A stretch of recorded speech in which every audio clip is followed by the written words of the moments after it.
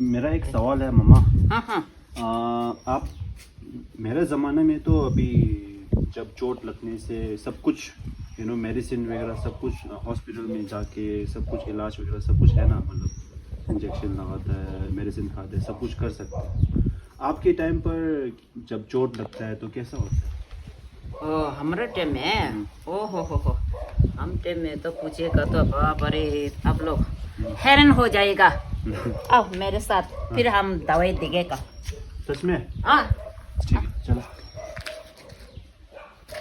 यहाँ आओ, हम दवाई पहले जमाने में हम लोग का ये साइकिल का चलता है ना, साइकिल का और टाइम में गिर जाते हैं सीखने टाइम में। साइकिल सीखने टाइम में गिर जाता है ना, गिर जाएगा तो ये पूरा पकवान निकलता है, पेमू पे पकवान निकलता है। ये टाइम में हम लोग क्या करेगा अपने से दवाई यही है, यहाँ सामने है आपका सामने दवाई। क्या दवा? हाँ ये थाला है ना, ये हाँ ये पूरा हमारा उधर है साटा का उधर को ऐसे ऐसा है। ये ऐसे करके फिर ये थोड़ा जम्बू लगाना, ओ रोबरो नहीं होना, थोड़ा जम्बू ऐसे करके वो ऐसे करता है। फिर वो